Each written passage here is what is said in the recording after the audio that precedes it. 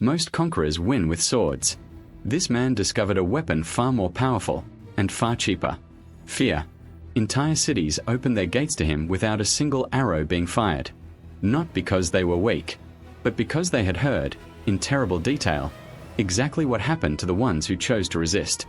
He was born with nothing, an outcast boy, abandoned to starve on the freezing steppe, who watched his own father murdered and his family left to die. By the end of his life, he ruled the largest empire the world had ever seen, stretching from the Pacific Ocean to the edge of Europe.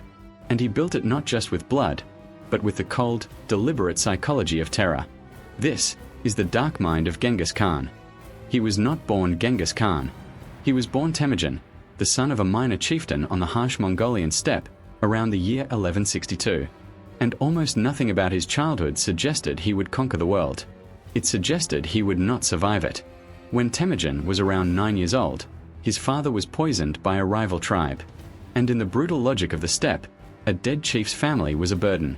His own clan abandoned them, left his mother and her young children alone in the wilderness, expecting them to die. They did not die. They survived on roots, on fish, on whatever they could scrape from the frozen land. And in that desperate poverty, the boy learned his first lesson in power. There were too many mouths and not enough food. His older half-brother, Begter, was throwing his weight around as the eldest male. So Temujin, with one of his brothers, hunted him down and killed him. He was barely a teenager, and he had already learned that survival meant being willing to do what others would not. Soon after, he was captured by a rival tribe and enslaved, forced to wear a wooden collar around his neck.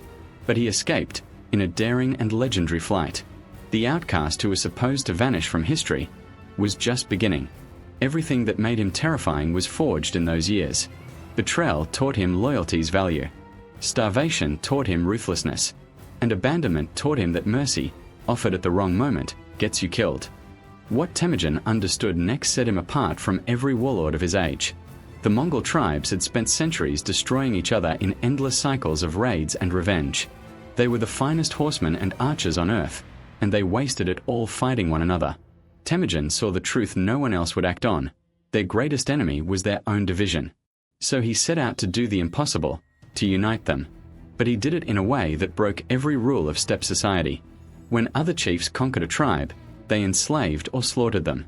Temujin often absorbed them, rewarded their best warriors, and offered loyalty in exchange for loyalty. He promoted men based on skill and devotion, not on the family they were born into. To a society built entirely on blood and clan, this was revolutionary. He punished betrayal without mercy, but he rewarded faithfulness like nothing they had ever seen. And slowly, tribe by tribe, the steppe bent toward him. In the year 1206, the chiefs of the Mongol world gathered and gave him a new name. No longer Temujin. Now he was Genghis Khan, the universal ruler. The abandoned boy had become the master of a unified nation. And that nation was about to be pointed at the rest of the world. To understand the terror that followed, you have to understand the machine he built. Genghis Khan tore apart the old tribal structure of his army completely. He reorganized every fighting man into a strict decimal system, units of 10, then 100, then 1,000, then 10,000. And here was the genius of it. He deliberately mixed men from different tribes into the same units. Your old loyalties to your clan were erased. Your only loyalty now was to your unit, and to the Khan. The discipline was absolute. If one man fled from battle, his entire group of 10 could be executed. So every soldier had a brutal incentive to make sure the man beside him never ran. Cowardice became impossible, because the punishment fell on everyone. They were almost entirely mounted, horse archers who could ride for days, shoot with terrifying accuracy at full gallop, and cover distances no other army could match. They needed no slow supply trains. They lived off the land and the herds that traveled with them.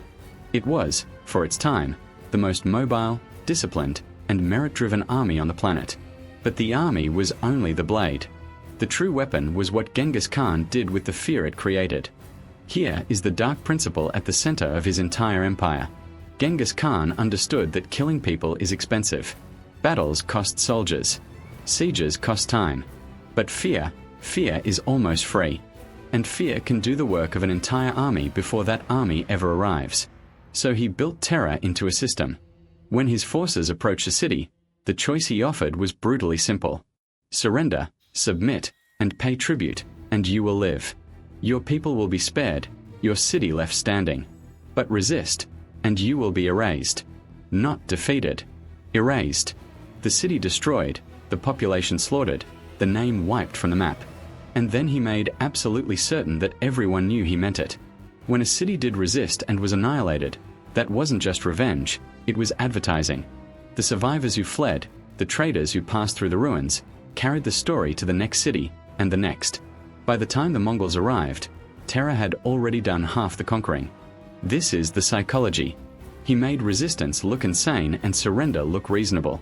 He didn't want to fight every city. He wanted each city to look at the smoking ruins of the last one and decide, on its own, that fighting was suicide. At one captured city, legend says, Genghis Khan stood before the survivors and called himself the punishment of God, sent, he told them, because of their own sins. Whether he truly said it or not, the message was unmistakable. Defying him wasn't war. It was inviting the apocalypse. And the world learned exactly what that meant through one catastrophic mistake. To the west lay the vast and wealthy Khwarezmian Empire. Genghis Khan, at first, did not want war with them. He wanted trade. So he sent a large merchant caravan to do business, a gesture of peace and commerce. The governor of a border city accused the merchants of being spies, and had them all killed, seizing their goods. Genghis Khan did not immediately retaliate. Instead, he sent envoys to the Khwarezmian ruler, demanding the governor be punished. It was a chance to make things right. But the Shah refused. And in a final, fatal insult, he had the chief envoy executed and the others humiliated and sent back. He had no idea what he had just done. The vengeance that followed became one of the most devastating campaigns in human history. The Mongols fell upon the Khwarezmian Empire like a force of nature. Great, ancient cities, centers of learning and wealth, were besieged and obliterated. The death tolls were staggering. An empire that had insulted a handful of messengers was, within a few years, simply gone. And that was the point. Genghis Khan made the price of betraying him so monstrous, so disproportionate, that no one watching would ever dare repeat it. The destruction wasn't madness. It was a message, written in the ruins of an entire civilization. But to see Genghis Khan as only a butcher is to miss what made him truly dangerous. He was, above all, a master of the mind. His armies were experts in deception. They would fake a panicked retreat, turning and fleeing as if broken, luring an overconfident enemy into chasing them. And once the enemy's formation was strung out and disorganized, the Mongols would suddenly wheel around and destroy them. The retreat was never real. It was bait. They manipulated perception constantly. To make their army look far larger than it was, they would mount dummies on spare horses, or have each soldier light multiple campfires at night, so a watching enemy would report an impossibly vast host approaching. Fear did the rest. And underneath it all ran an obsession with information. Before the Mongols ever attacked a region, scouts and spies and merchants had already mapped its roads, its rivers, its defenses, and its divisions. Genghis Khan knew his enemies' weaknesses, which lords hated their king, which cities were starving, which walls were weak, often better than they knew themselves. He won, again and again, because he had already seen the battlefield in his mind long before the first horse moved. Force was the final step. Knowledge and fear did the real work. And here is what makes him so fascinating, because the man who built an empire on terror also built one on surprising order.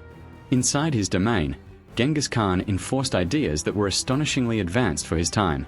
He declared religious tolerance. Muslims, Christians, Buddhists, and others could worship freely. He valued skill over birth, raising talented men from nothing, exactly as he had once been nothing. He created a written law code and demanded it apply even to the powerful. And he made his roads safe. Under Mongol rule, the great trade routes connecting east and west became more secure than they had ever been. Goods, ideas, technologies, and knowledge flowed across the entire continent. Historians call it the Pax Mongolica, the Mongol peace. A brutal conqueror had, paradoxically, connected the world.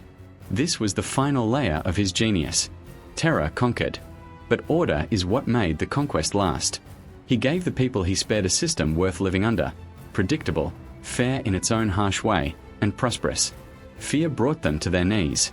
Stability kept them there. Genghis Khan died in 1227, still on campaign, an old man who had never stopped fighting. The exact cause remains a mystery to this day. So does his grave. According to legend, his body was carried home in total secrecy, and everyone who witnessed the burial was killed to protect its location. To this day, no one knows where the most powerful conqueror in history actually lies.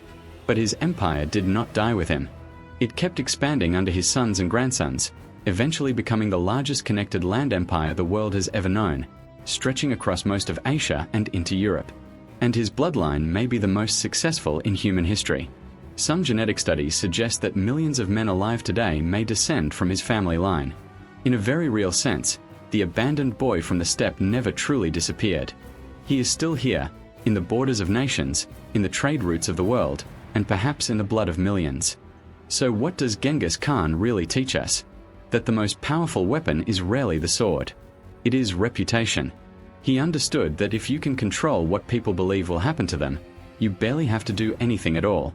Most of his victories were won inside the minds of his enemies, in the cold calculation that resistance meant annihilation and submission meant survival. It is a dark truth, but a real one. Fear, when it is consistent and predictable, becomes a kind of control more efficient than any army. People obey not because they are forced in the moment, but because they have already imagined the consequence of not obeying. The unsettling question Genghis Khan leaves us with is this: how much of human obedience, in empires, in workplaces, in everyday life, runs not on actual force, but on the fear of what might happen? And how often is that fear, like his, carefully manufactured? If this changed the way you see power, subscribe. Because here, we don't study history to escape the past.